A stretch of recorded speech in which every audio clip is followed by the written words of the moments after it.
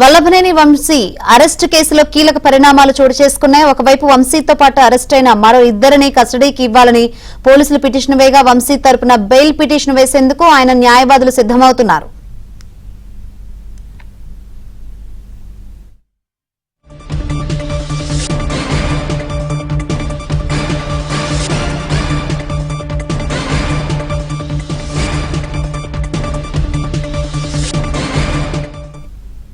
ప్రస్తుతం విజయవాడ జైలులో వల్లభనేని వంశీ ఉన్నారు. ఈ కేసులో మరికొందరు కీలక నిందితులు అరెస్టు కావాల్సి ఉందని పోలీసులు చెబుతున్నారు. సత్యవర్ధన్ కిడ్నాప్ లో కీలక ఆధారాలు సంపాదించిన పోలీసులు కోర్టు కాంప్లెక్స్ వద్దకు సత్యవర్ధన్ ను తీసుకువచ్చిన వాహనం, అందులో వచ్చిన వారి వివరాలు సీసీటీవీ ఫుటేజ్ ద్వారా సేకరించారు. సత్యవర్ధన్ ను ఎక్కడెక్కడ తిప్పారు అనే అంశంపై కూడా సాంకేతిక ఆధారాలు సేకరించినట్లు పోలీసులు చెబుతున్నారు.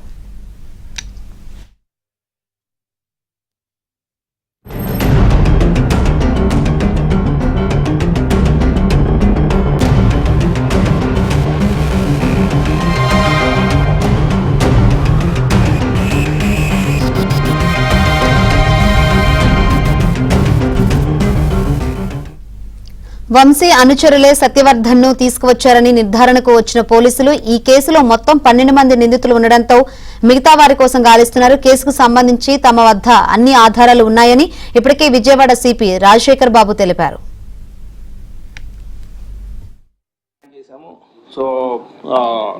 రిమాండ్ అయ్యారు. తర్వాత పోలీస్ శాఖ కొంత ఇందాక నేను చెప్పాను కదా మీకు, సో నేరం అనేది జరిగిన తర్వాత టెక్నాలజీ అనేది చాలా గట్టిగా ఉపయోగిస్తాము.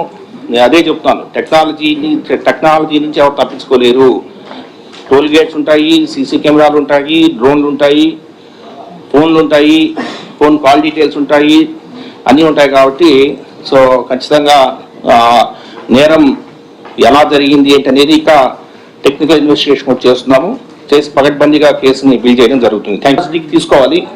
తీసుకోవడానికి ఈ రోజు కానీ రేపు కానీ పోలీస్ కస్టడీకి తీసుకోవడానికి అప్లికేషన్ ఫైల్ చేయడం జరుగుతుంది. ఇందాక అదే మా చెప్పింది, ఫాల్స్ ఆర్ ట్రూ అనేది టెక్నాలజీ ఇస్తే ఏ కారు వచ్చింది, ఏ కారు వెళ్ళింది, ఎటు పోయింది, ఏంటి అనేది నేను అదే చెప్తాను. సో దేని నుంచి అయినా తప్పించుకోగలరు కానీ టెక్నాలజీని తప్పించుకోలేరు. Thank you. నాకు మ్యాజిస్ట్రేట్ కావాలి, ఫిజికల్ థ్రెట్ ఉందని ఆయన చెప్పారు.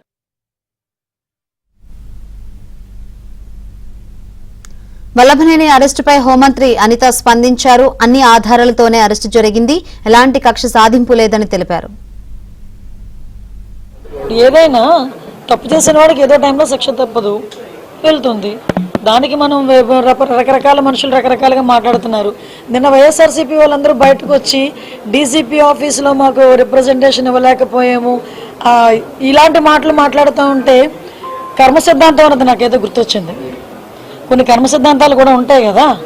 లాస్ట్ టైం మీకు వాళ్ళకి గుర్తు చేయాలి, మమ్మల్ని కనీసం డీజీపీ ఆఫీస్ గేట్ కూడా ముట్టుకొని ఇచ్చేవారు కాదు. మా పార్టీ ఆఫీస్ నుంచి మేము బయలుదేరితే అక్కడ ముళ్ళ కంచెలు లాంటి వేసి, ఇనుప కంచెలు వేసేసి, పోలీస్ ప్రొటెక్షన్ పెట్టేసి మమ్మల్ని లోపలికి కూడా వెళ్ళకుండా కిలోమీటర్ అవతలే మమ్మల్ని ఆపేసే పరిస్థితి.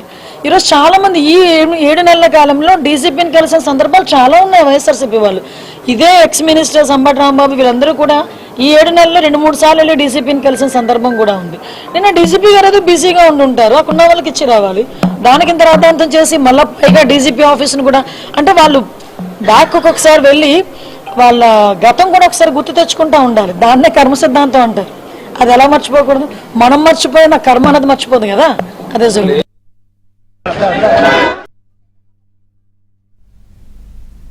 రైట్, మరిన్ని వివరాలు అందించేందుకు మా ప్రతినిధి సత్య లైవ్ ద్వారా సిద్ధంగా ఉన్నారు. సత్య, ఏంటి అప్డేట్స్?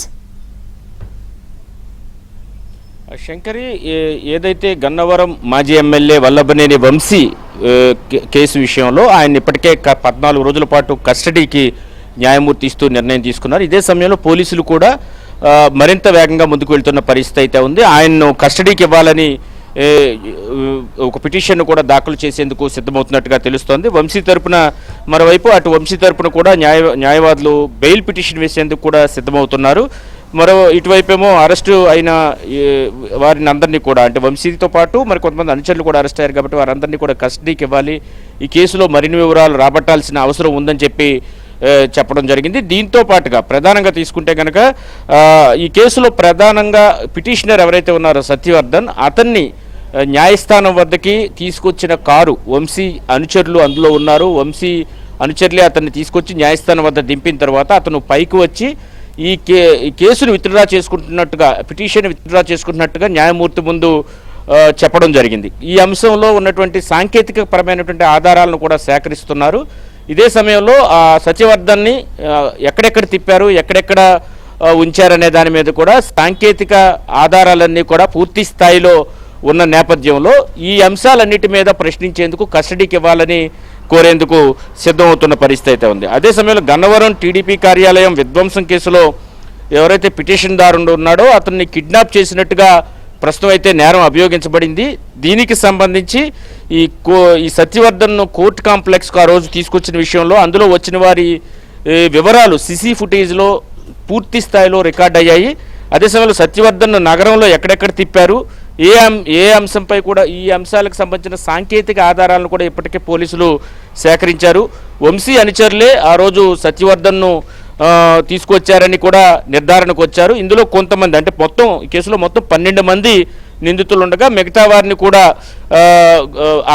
అదుపులోకి తీసుకోవాల్సిన అవసరం ఉంది. వారి కోసం గాలింపు చర్యలు, ప్రత్యేక బృందాలుగా ఏర్పడి గాలింపు చర్యలు కూడా చేపడుతున్నట్టుగా మనకు అందుతున్న సమాచారం బట్టి తెలుస్తుంది. అటు గన్నవరం, విజయవాడలో కూడా వంశీ అనుచరుల పైన కూడా వాళ్ళు ఎవరెవరితో మాట్లాడుతున్నారు ఏంటి అనే దాని మీద కూడా డ్యాగకర్ను అయితే పోలీసులు వేసిన పరిస్థితి అయితే ఉంది.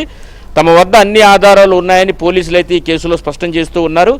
మరోవైపు ఎవరైతే సత్యవర్ధన్ ఉన్నారో అతను టీడీపీ కార్యాలయంలో ఈ కంప్యూటర్ అసిస్టెంట్గా పనిచేస్తున్న సమయంలోనే ఈ అటాక్ జరిగింది కాబట్టి అతను పిటిషనర్గా ఉన్నాడు. అతన్ని బెదిరించి కిడ్నాప్ చేసి బెదిరించి ఆ పిటిషన్ను విత్డ్రా చేయించారనే అభియోగం అయితే ప్రస్తుతం మోపబడింది. దానికి సంబంధించి ఈ కిడ్నాప్ కేసు, అదేవిధంగా అతన్ని తుదముట్టించేందుకు ప్రయత్నం చేశారనే సెక్షన్ల కింద వంశీని అదుపులోకి తీసుకుని హైదరాబాద్లో గచ్చిబౌలిలో తీసుకురావడం జరిగింది. నిన్న అర్ధరాత్రి వరకు కూడా విచారణ అయితే కొనసాగిన పరిస్థితుల్లో ఎట్టకేలకు ఆయనకు 14 రోజులు రిమాండ్ విధించడంతో తెల్లవారుజామున విజయవాడ జిల్లా కర్మాగారానికి తరలించారు. ఇదే సమయంలో పోలీసులు కూడా వంశీని అతనితో పాటు ఉన్న అనుచరులు ఎవరైతే అరెస్ట్ అయ్యారో వారందరినీ కూడా తమ కస్టడీకి ఇవ్వాలని కస్టడీ పిటిషన్ వేయడానికి సిద్ధమవుతుంటే, మరోవైపు బెయిల్ కోసం వంశీ అనుచరులు అయితే మాత్రం వంశీ ఫాలోవర్స్ అందరూ కూడా ప్రయత్నిస్తున్న పరిస్థితులు అయితే ఉన్నాయి.